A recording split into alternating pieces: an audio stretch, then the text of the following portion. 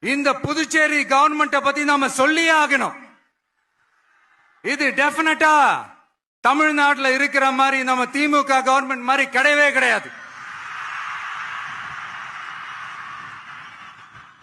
ஏன்னா வேற ஒரு அரசியல் கட்சி நடத்துற நிகழ்ச்சியாகவே இருந்தாலும் அந்த நிகழ்ச்சிக்கு தன்னெழுச்சியா வர நம்ம மக்களுக்கு பாதுகாப்பு கொடுத்து பாரபட்சமே காட்டாம இந்த கவர்மெண்ட் நடந்துகிட்டு இருக்கிறாங்க.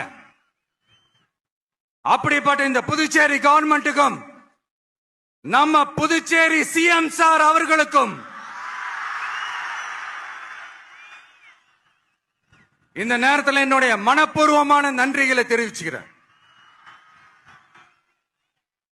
இத பார்த்தாவது தமிழ்நாட்டில் இருக்கிற அந்த திமுக கவர்மெண்ட் கத்துக்கிட்டா நல்லா இருக்கும்.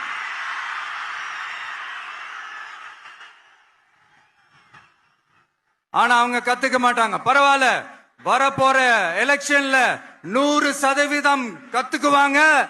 அத நம்ம மக்கள் பாத்துக்குவாங்க.